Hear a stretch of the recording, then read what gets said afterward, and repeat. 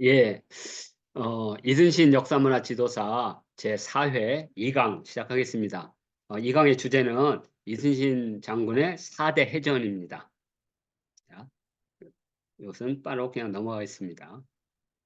자, 지난번에도 이순신 장군은 권율 장군과 비해서 문학적 서사가 뛰어나다 그랬잖아요. 이렇게. 그래서 우리가 보통 이제 뭐 을지문덕 하면 뭐 살수대첩, 강감찬 하면 뭐 귀주대첩, 그다음에 안시성 하면 양만춘 뭔가 이렇게 팍 떠오르죠. 그래서 이 권율은 행조산성 이후에는 떠오르는 게 없어요, 사실은.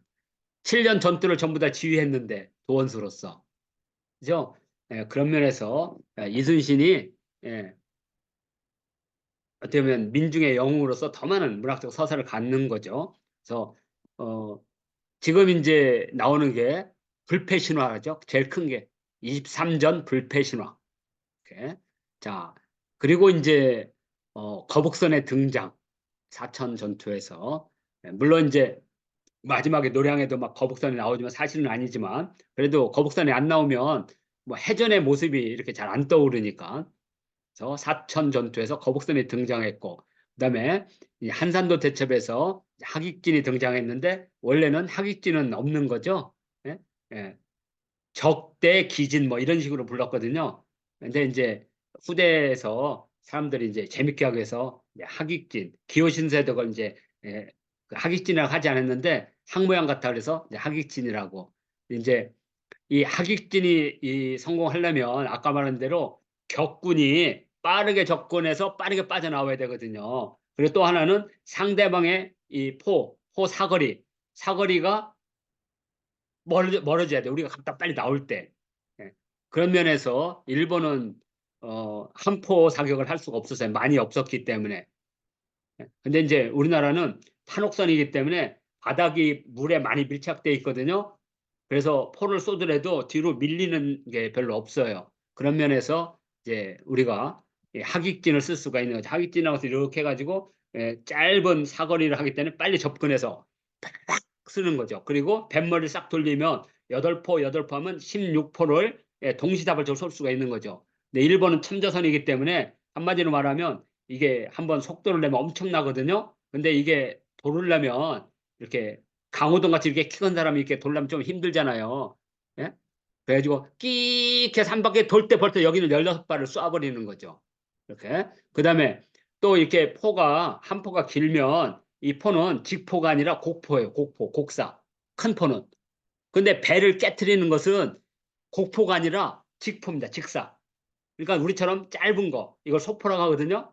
소포가 근접해서 따박 쏘면 일본군의 뱃머리를 치게 되면 일본이 참전선이 그냥 높거든요.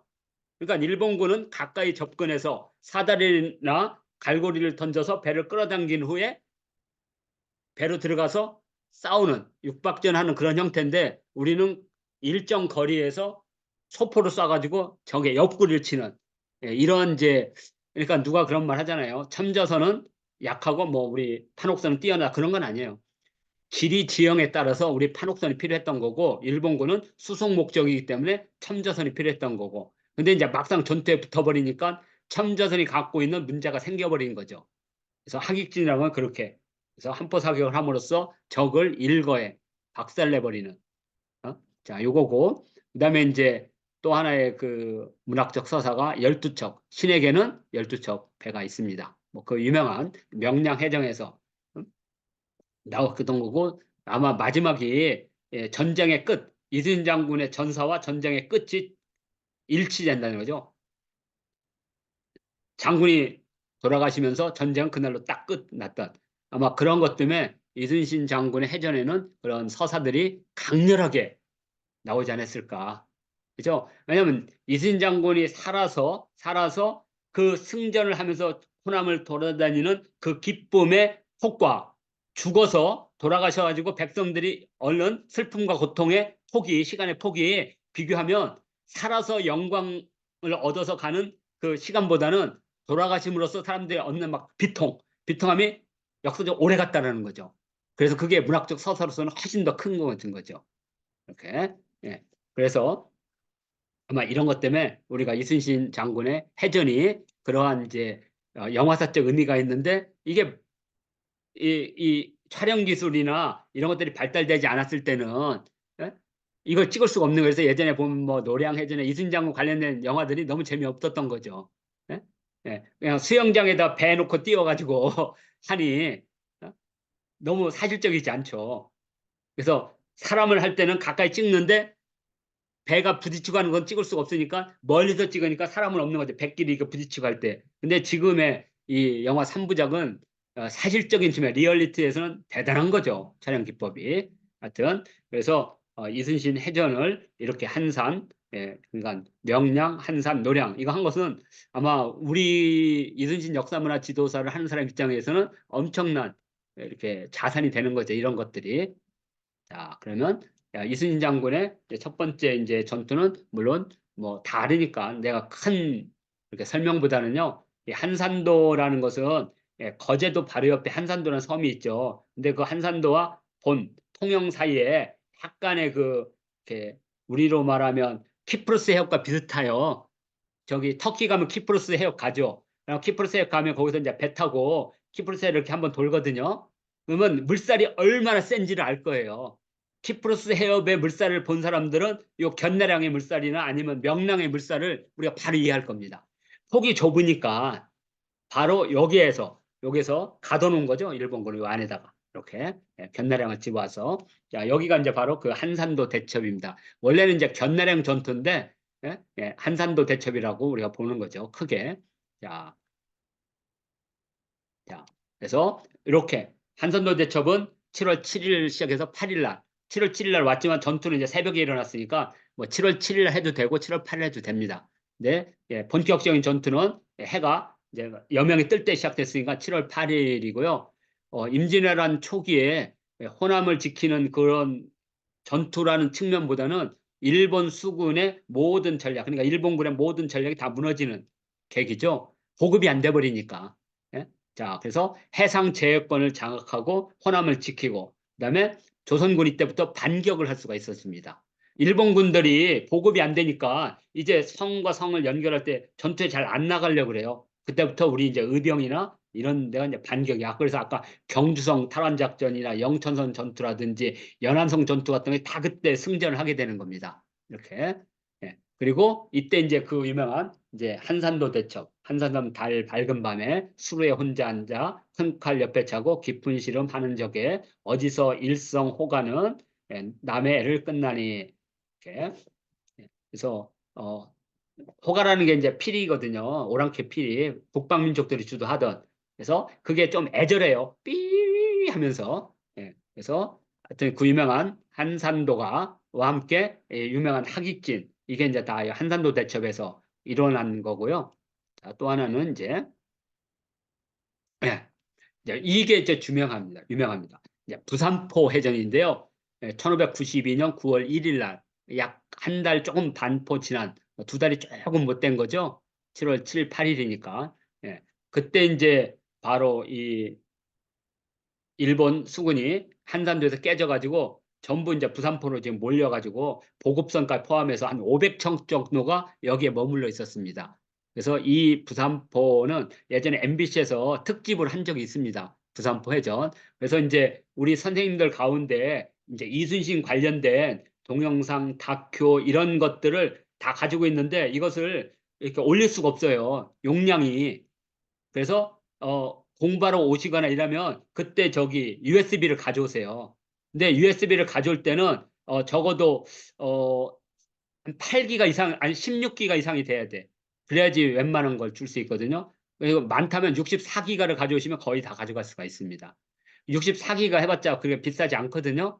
그래서 64기가짜리를 가지고 오시면 그 부산포부터서 명량 이 영화부터 시작해서 이순신 예전에 했던 옛날 영화까지 다 주 있거든요. 그러니까 그것을 전부 카피해 가시면 됩니다. 이렇게.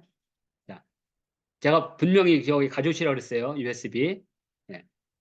뭐 120 몇 기가 가지면 좋고 아마 우리 주쌤은 100 몇 기가죠. 테라급을 가지고 있는데요. 뭐 그렇게 가져오시면 모든 다큐를 보고 그걸 공부하시면 되고요. 이 부산포 해전은 이 이순신 장군이 이제 본진을 격파한 겁니다. 그래서 여기 지금의 부산입니다. 부산 그대로 부산 전령도 앞에. 그래서 이곳에 가서 백척을 깨뜨렸어요. 일방적으로 깨뜨린 겁니다. 일방적으로. 예. 그래서 한산대첩 이후에 조선수군의 대표적인 반격전입니다. 그리고 일본 수군의 본진을 타격함으로써 일본군은 그 칠천량 전투, 그러니까 약 5년 동안 나오지를 못했습니다. 나오지를. 예. 그리고 이제 일본군은 그때부터 이제 여기 경상남도 여기에 이제 외성을 지으면서 교도부를 확보합니다. 그러니까 바닷가 쪽으로 못 나오니까 바닷가 쪽에 배를 묶어놓고 그 바닷가 배가 있는 그쪽에 외성을 싸서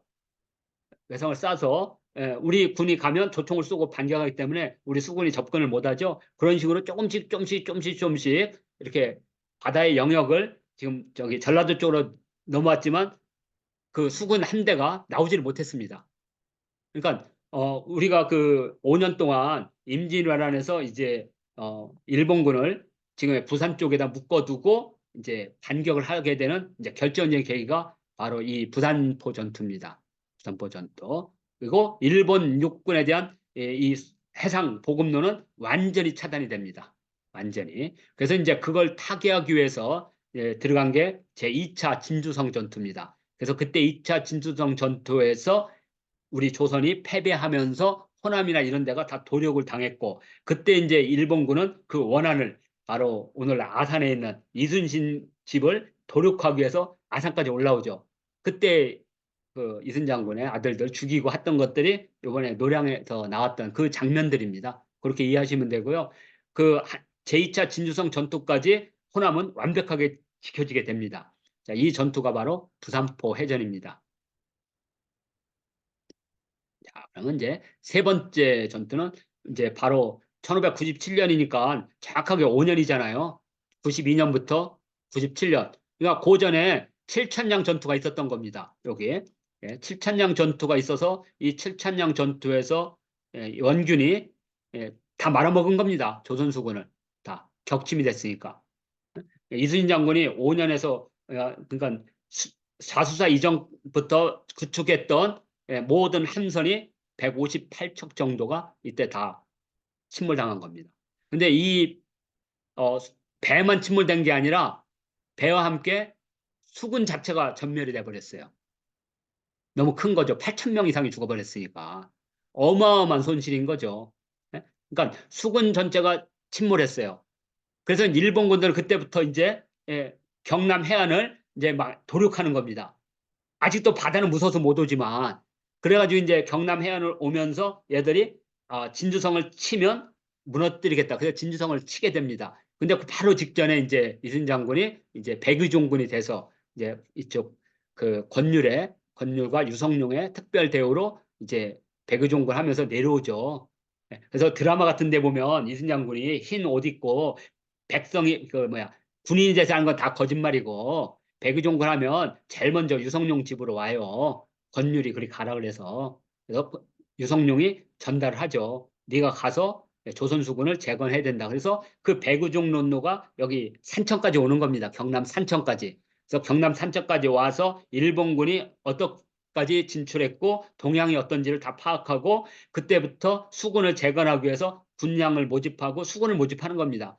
근데 사실은 하루에서 이틀 사이로 일본군이 그 첩보를 보고 쫓아왔던 거예요. 도망가고 쫓아오고.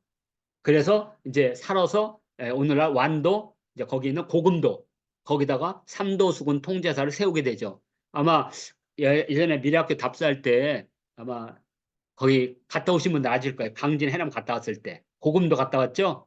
예? 그때가 이제 바로 백의종군 끝난 후에 수군 통제사를 재건했을 때 통제형이 있던 곳입니다. 그렇게 이해하시면 됩니다. 그래서 이 부산포 전투는 이런 의미를 갖고 있고요. 자, 그래서 이제 명랑해전입니다. 5년 만에 벌어지는 거죠. 그래서 13척, 12척에다 플러스 한 척, 더하기 한 척인데, 이 정유자란이 이제 일본군이 이제 다시 이제 부산포를 기반으로 해서 주력군이 15만에 또 오죠. 그래서 이번에는 이제 교두부 작전, 그러니까 서울로 가지 않고 호남하고 삼남을 장악하는 걸 목표로. 그래서 진주성이 함락되고 이제 이 호남을 장악한 것은 불량루 확보가 아니라 수군을 전멸시키는 게 목적이었어요. 왜냐하면 이순신 장군은 지금의 전라도 이쪽이 무너지면 수군은 보급로가 없어요. 그러니까 보급기지가 없게 됩니다. 그러면 괴멸해요. 예? 자, 그래서 이 명량을 막아내지 못하면 이 지금의 목포부터 시작해서 이쪽의 교도부가 완전히 무너지는 거거든요. 영화로만 설명을 하면 됩니다. 영화로. 예. 그래서 이 명량에서 일본군이 패전함으로써 서해의 제어권을 다시 확보했고, 그리고 후방이 공격당할 것을 염려해서 충청도까지 왔던 왜군들은 다시 부산포로 내려가는, 이게 바로 명량해전입니다. 그리고 이 그 풍신수길 도요토미 히데요시가 세상을 떠나게 되는 겁니다. 떠나게 되면서 다 이제 철군하라는 명령이 내립니다. 그것이 바로 그 유명한 노량해전입니다. 노량해전. 그래서 11월 19일 날 지금 영화에 나오는 건데 아마 저는 이제 이 3부작 영화 중에서 노량이 가장 극적이어야 되는데 왜 흥행에 그렇게 물론 500만 가까이 했다는 건 대단한 거지만 1800만을 했던 명량에 비하면 4분의 1로 쪼그라들었잖아요. 저는 그 이유가 뭐냐면 노량이 너무 전투신에만 집중하다 보니까 이 임진왜란 전반에 대한 서사들이 너무 부족해요. 이렇게 그러다 보니까 이 전투신을 한 40번 보다 보니까 질려버리는 거죠. 이렇게 그러다 보니까 아마 흥행이 이렇게 예상보다 좋은 것 같지는 않습니다. 1000만이 넘지를 못하는 것 같아요.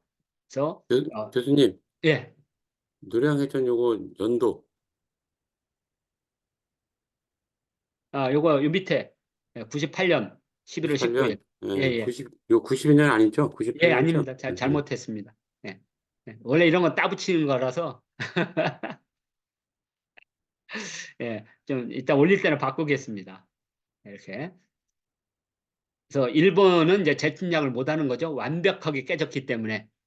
그리고 이제 예전에 이제 두 가지를 생각한 거예요. 하나는 뭐냐면 조선이 반격할 것이다. 조선이 반격하지 않을 것이다. 근데 조선이 반격할 것이다는 게 좀 더 높았어요. 그래서 명나라와 연합을 해서 반격을 할 것이다. 그래가지고 그 다음에 풍진수길 다음으로 들어서는 덕천가강, 그죠? 독국과 이에야스 쪽은 조선과 연합을 하고, 그죠? 휴전협정을 하고 통진사를 하면서 주력을 오늘 도쿄로 옮겨야 되는 거죠. 도쿄. 그래서 이제 동경이 이제 오늘 일본의 중심지가 되는 그건 이제 오늘 여기는 없지만 이 노량해전이 갖는 의미는 임진왜란의 종결이고 그죠? 그리고 승리를 했지만 저는 가장 큰 것은 그 이유 같아요. 그 이유. 왜 그러냐? 전쟁에 승리를 했지만 모든 전쟁의 참화는 다 조선 땅에 일어났고요. 그다음에 조선은 반격을 못했고 전장 배상금을 못 받았어요.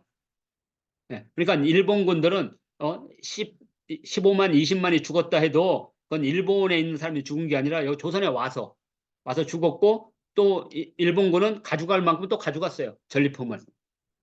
그런 면에서 조선은 전체 생산력이 3분의 1, 3분의 2가 날라갔어요. 3분의 2가. 그런데 200년 후에 왜군이 다시 오잖아요. 근데 이번에는 싸우지도 못하고 경복궁이 털려버리잖아요. 경복궁이. 그러면서 그냥 넘어간 거예요. 그냥 일본군한테 싸우지도 못하고. 그러니까 일본군하고 싸운 것은 동학 농민밖에 없는 거예요.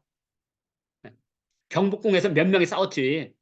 그거 싸운 것도 아니에요. 전쟁도 아니죠. 그래도 수만 명이 그래도 목숨을 걸고 척양, 척외를 하고 보국 안민을 한 것은 동학 농민밖에 없는 거예요.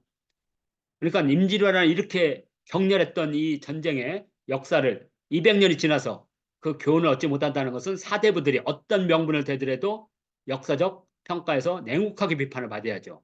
아주 가혹하게. 이렇게. 자, 이것이 바로 이순 장군의 노량해전이 갖는 의미 같아요. 왜냐하면 전쟁에 이겼다는 게 중요한 게 아니고 그 이후에 왜군이 다시 왔는데도 제대로 싸우지 못하고 그냥 나라가 그냥 넘어간 거잖아요. 그러면 그 몫은 다 백성들이 져야 되겠죠. 아무튼 이렇게 해서 이순 장군의 4대 해전을 이렇게 정리를 했습니다. 자, 자, 요걸 해서 제 2강 마무리하겠습니다.